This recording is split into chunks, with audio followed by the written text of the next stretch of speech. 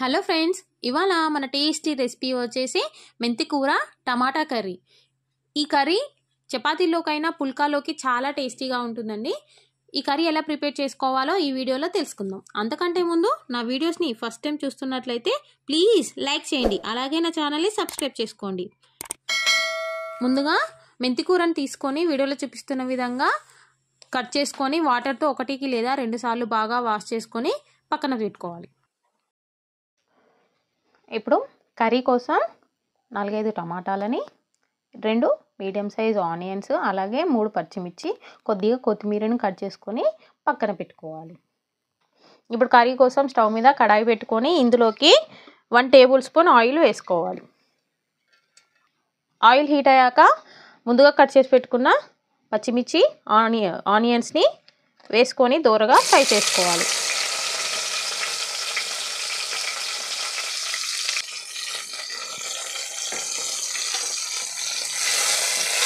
ఇలా ఒకసారి కలుపుకొని మూత పెట్టుకొని ఫ్రై చేసుకోవాలి. ఇప్పుడు మూత తీసుకొని చూడండి, ఫ్రై అయ్యాయి. ఇవి ఫ్రై అయ్యాక ముందుగా తరిమి పెట్టుకున్న మెంతి కూరని యాడ్ చేసుకోవాలి.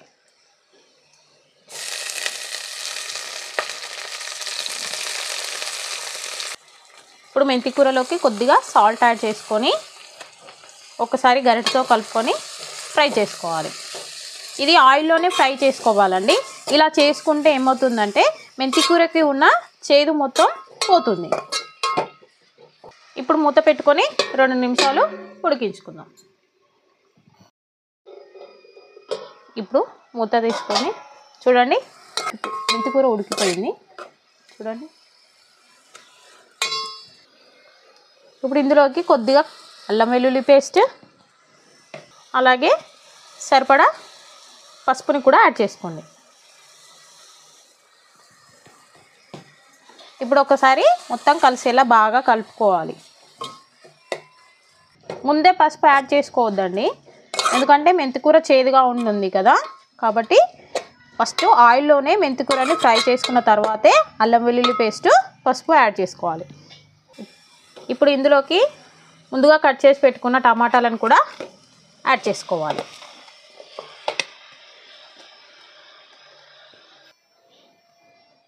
టమాటాలు వేసుకున్న తర్వాత ఇందులోకి సరిపడా సాల్ట్ని కూడా వేసుకోవాలి.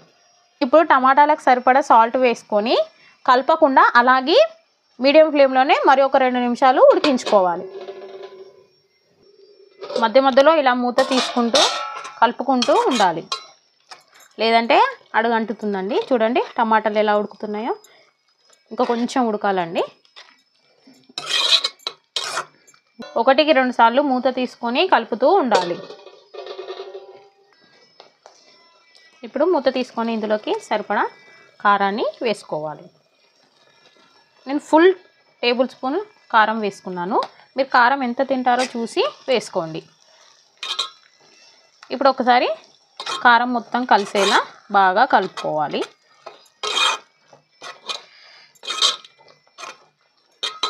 ఇలా కారం వేసుకున్న తర్వాత ఆయిల్ పైకి వచ్చే వరకు ఉడికించుకోవాలి.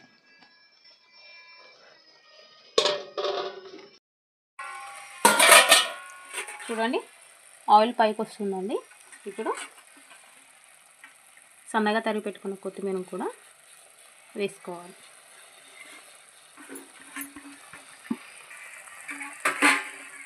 సన్నగా తరిగి పెట్టుకున్న కొత్తిమీర వేసుకుంటే ఎంతో టేస్టీగా ఉండే మెంతికూర టమాటా కర్రీ రెడీ అయ్యింది. ఈ కర్రీ మీరు కూడా ప్రిపేర్ చేసుకొని ఎలా వచ్చిందో నాకు కామెంట్ చేయండి. ఈ వీడియో కనుక నచ్చినట్లయితే ప్లీజ్ లైక్ చేయండి, కామెంట్ చేయండి, షేర్ చేయండి, అలాగే నా ఛానల్ని సబ్స్క్రైబ్ చేసుకోండి. Thank you for watching.